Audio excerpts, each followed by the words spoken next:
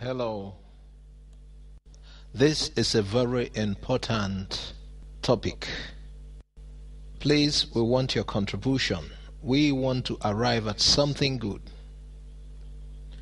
I want to ask, why are Yorubas afraid of independent Biafra? Why are Yorubas afraid of independent Biafra?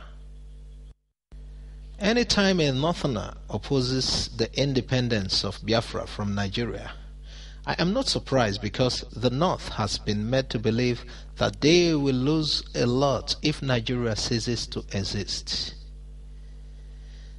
They have no access to the sea. They will no longer have people to rule over. They will lose their source of wealth in the South, especially the oil wealth. They may lose a Ilorin Emirate to the Yorubas. They will no longer ride roughshod on non-citizens, as the countries of such citizens will no longer accept the killing of their citizens or burning of their churches and property anytime there is a disagreement between two people. So the North has very serious reasons to oppose the emergence of Biafra. But thank God for a handful of Northerners like former Vice President Atiku Abubakar, who believe the North will do well anytime. But what reasons, for goodness sake, does the Southwest or Edo State have to oppose Biafra? They share no boundaries with the proposed Republic of Biafra. Whether Igbos eventually get a republic with some parts of South-South or they get a republic made up of Igbos alone, they will not take any land belonging to the Yorubas or the Edo people or incorporate them into their proposed republic.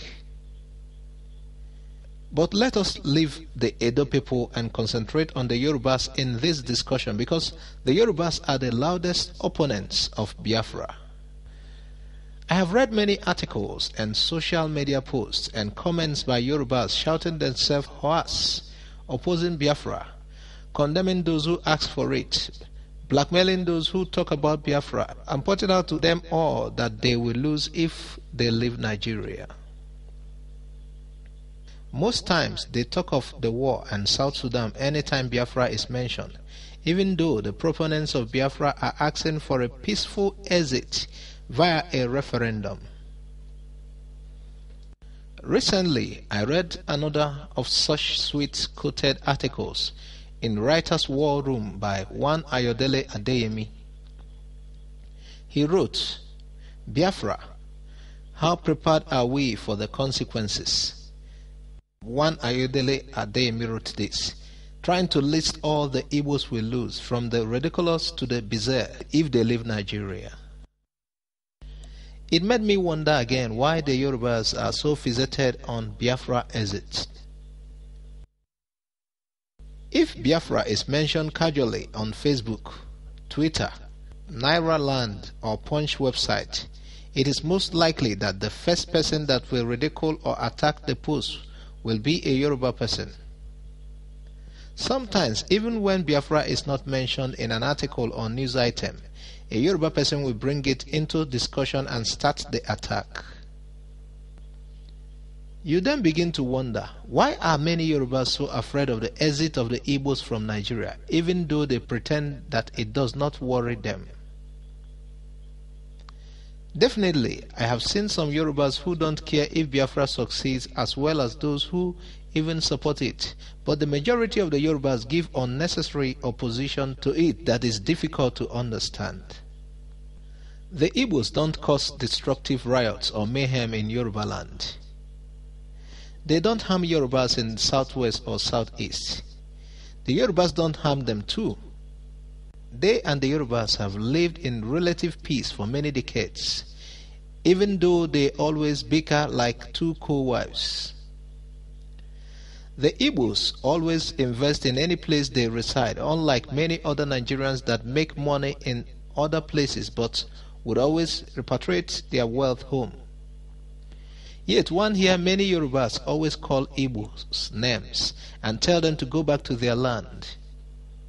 To many of them, any wrong thing in Yoruba land is caused by the Igbos, and once the Igbos leave Yoruba land, all will be well with Yoruba land.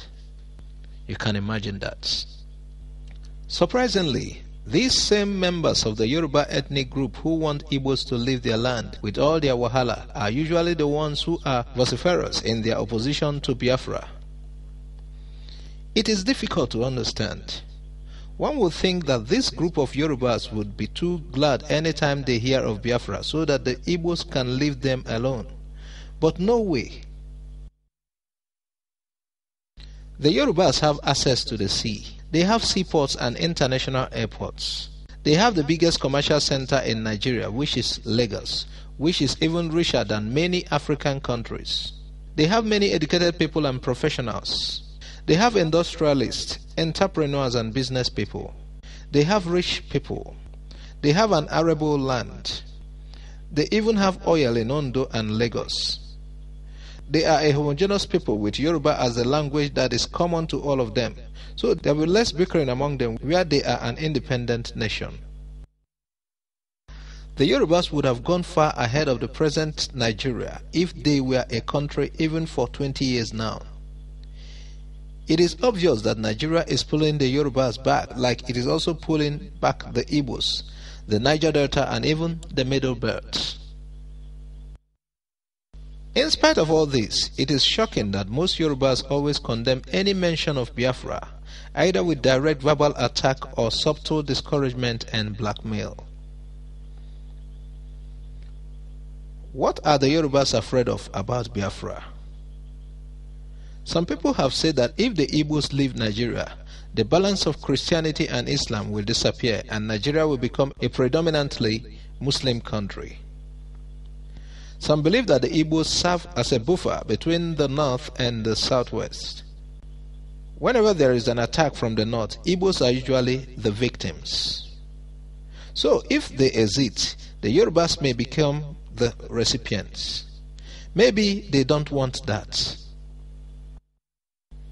There is also the view that the age-long rivalry between the Igbos and Yorubas make the Yorubas not want the Igbos to leave for fear that the Igbos will succeed in their nation if they leave Nigeria.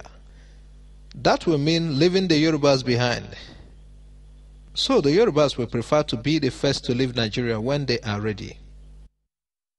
Like Mr. Bayo Adeyinka said in his honest, open letter to Chief Bola Tinubu some months ago, many Yorubas are not happy with the level of progress the Yorubas are making in recent times in education, entrepreneurship, industrialization, self-development, community development, governance.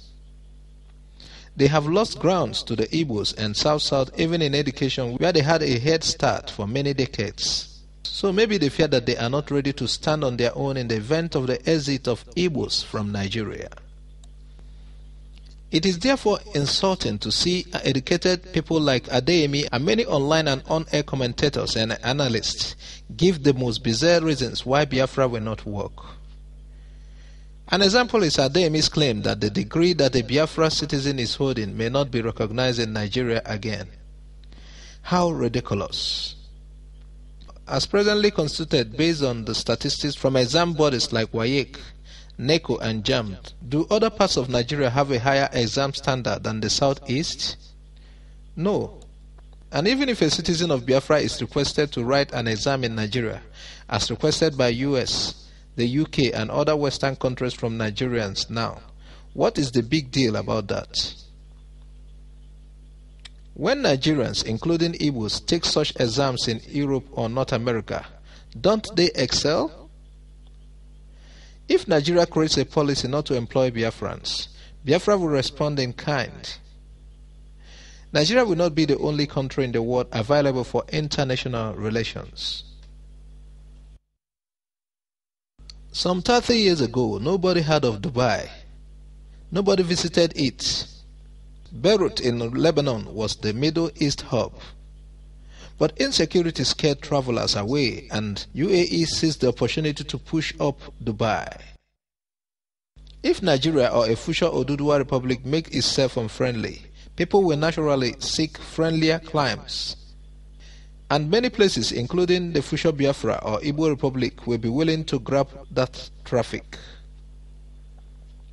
Another of his reasons was that whoever gets trapped in others' country may not enjoy his stay in terms of security, equity, and justice.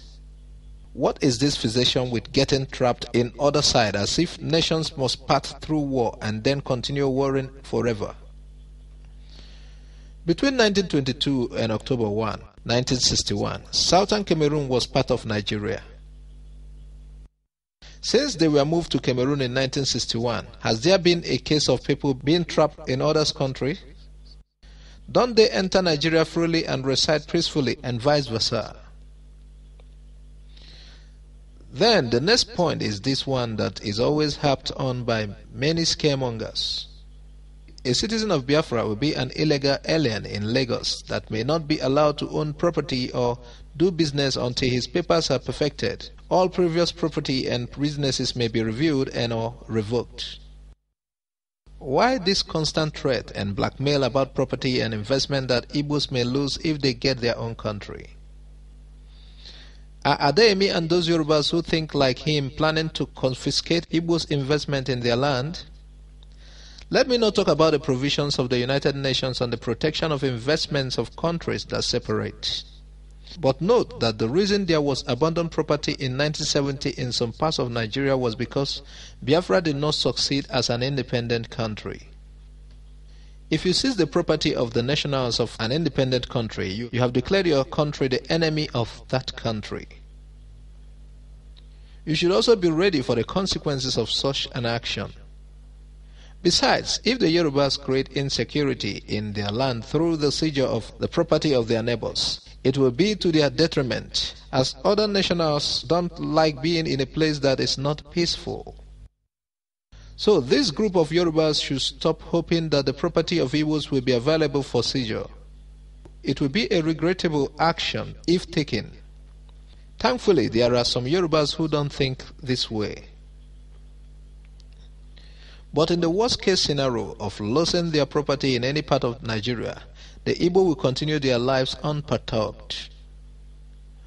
They lost everything during the Nigerian Civil War. They lost money and property. Their land was devastated. Government-induced starvation was visited on their children, with about 2 million dying of kwashiorkor. Their positions in military, civil service, academics, governance, and corporations were taken over. But before 1980, only 10 years after the bitter war, they were fully back to reckoning, with the whole of Igbo land rebuilt and Igbos occupying different positions in Nigeria, in spite of the blatant and subtle marginalization that still exists here and there. No visitor to Igbo land will know that there was a war between 1967 and 1970. And it was not the federal government of Nigeria that rebuilt Igbo land. Igbos are survivalists. On many occasions, their businesses and churches are burned and destroyed in different parts of the north. They are killed at every opportunity, but they always count their loss and trudge on. The good thing is that if they have their own country, nobody will kill them or destroy their property in Nigeria without their country asking questions. The other point is the issue of war and South Sudan, which many naysayers raise anytime Biafra is mentioned. It makes one to wonder if there are no countries that ever left the parent country without war. Is South Sudan the only country that has ever separated from its parent country? Why don't they ever remember that India parted ways with Pakistan and Bangladesh parted ways with Pakistan? Look at India and look at Pakistan. If they were together, would there be any peace or progress in that country? What about Eritrea that left Ethiopia? What about the Republic of Ireland that left the United Kingdom, or Croatia that emerged from Yugoslavia, or Singapore that emerged from Malaysia?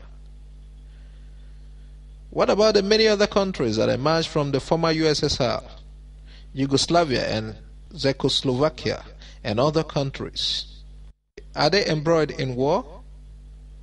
Are they all hungry and angry that they left? Is marriage by force even when it is not working or when it is causing deaths, pain, and retrogression? The Yorubas know that Nigeria is not working the way it is structured. The presidents we have has not helped matters. But rather than counter the Igbos' call for exit with a call for restructuring, which they had been championing for decades, many Yorubas waste their energy condemning or ridiculing the Igbos. Their reason is their false belief that their ethnic group is in power. No, sweethearts. Buhari and the far Muslim North are in power. The Yorubas are not in power. The actions and appointments of Buhari make it abundantly clear that Yorubas are not equal partners in the administration. There are some Yorubas that have gone overboard and voiced it out that they are hopeful that in the event of an eventuality, their brother, Vice President Yemi Osibanjo, will become the president. They should pray harder.